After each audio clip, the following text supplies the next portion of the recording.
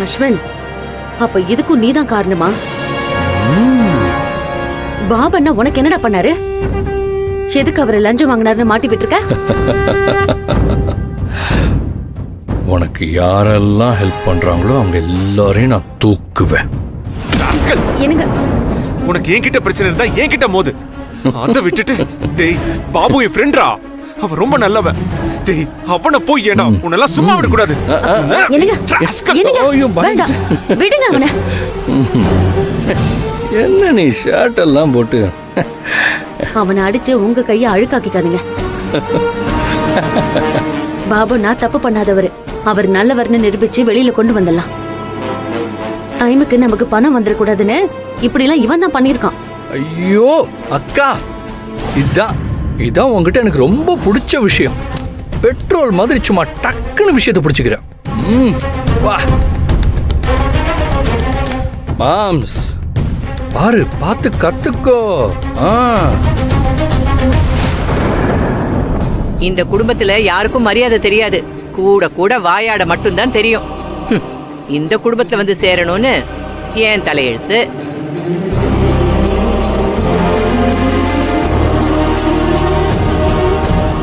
கெட்டிக்காரவங்க தான் போல.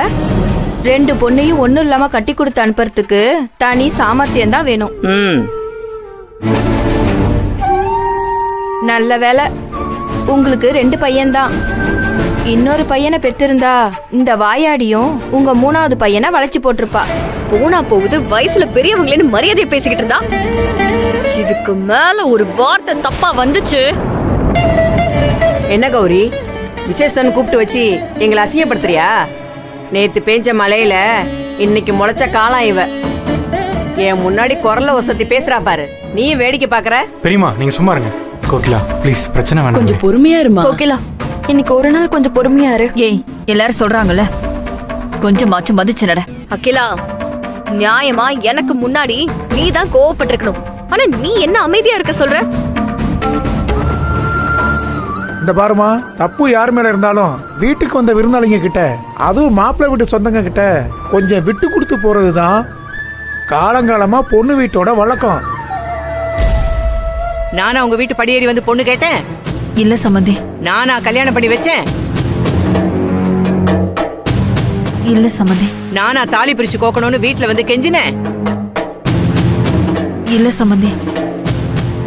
நான் தான் வந்தேன், நான் தான் கூப்பிட்டேன். கல்யாண மண்டபத்துல வச்சு என்ன அசிங்கப்படுத்துறது போதாதுன்னு வீட்டுக்கு கூட்டிட்டு வந்து என் சொந்த பந்தங்க முன்னாடி என்ன அசிங்கப்படுத்துறீங்களா? மகா எங்க? ஏன் இன்னும் அவ வரல? எனக்கு கொடுக்க வேண்டிய 7 பவுனை கொண்டு வருவாளா, இல்ல இது எல்லாமே டிராமாவா? உன் பொண்ணு அகிலாவை என் வீட்டுக்கு அனுப்பி வைக்க ஏற்பாடா? அவ வந்துருவா சம்பந்தி. உங்களை ஏமாத்தணுங்கிற எண்ணம் எப்பவுமே எங்களுக்கு இருந்ததில்ல, இனிமேலும் இருக்காது. மகா சொன்னதை காப்பாத்துவா. கௌரி, நீ அராஜகம் பண்ற. மகா இல்லன்னு நீ உன் இஷ்டத்துக்கு பேசிட்டு இருக்க. ஆமா, மகாவை பார்த்தா எனக்கு என்ன பயமா? அவதான் பயந்து போய் எங்கேயோ ஒளிஞ்சுக்கிட்டு இருக்கா. வர சொல்லுங்க. 7 பவுனை கொடுத்துடுறேன், 3 பவுன் போடுறேன்னு சொன்னால எங்க போனா இப்போ? வர சொல்லுங்க உங்க ஆசை மருமகளை. வாய் வார்த்தையில உங்க மருமக வித்தகிதான், செயல செஞ்சு காட்டணும்ல. எவ்வளவு அடிச்சாலும் நீ எல்லாம் திருந்தவே மாட்டியா? என் குடும்ப விஷயத்துல தலையிடாதன்னு சொல்லிதானே போன தடவை உன்னை அடிச்சேன். இன்னும் என்னதான் உன்னை பண்றது? அடிச்சல்ல, அதான் அடிப்பட்ட பாம்பு மாதிரி உன்னை பழிவாங்க சந்தர்ப்பம் பார்த்துட்டு இருக்கேன். என்ன சும்மா எப்ப பார்த்தாலும் பழி வாங்கணும்னு என்னதான் உன் பிரச்சனை? அதான் நீ ஆசைப்பட்ட மாதிரி அந்த கார்மெண்ட்ஸை என்கிட்ட இருந்து ஏமாத்தி புடுங்கிட்டல, அப்புறம் என்ன வேணும் உனக்கு? எப்ப என் கார்மெண்ட்ஸை என் அப்பா உனக்கு எழுதி வச்சாரோ அப்பவே நீ எனக்கு எதிரி ஆயிட்ட. எல்லா ஆர்டர்ஸையும் டீலிங்கையும் நீ உனக்கு சாதகமா ஸ்கெட்சு போட்டு தூக்கி தனி கார்மெண்ட்ஸை ஓபன் பண்ணி எனக்கு எதிராக சாம்ராஜ்யத்தை உருவாக்க திட்டம் போடுவ. அதை பார்த்து நான் கிளாப் பண்ணி என்கரேஜ் பண்ணுவேன்னு நினைக்கிறியா?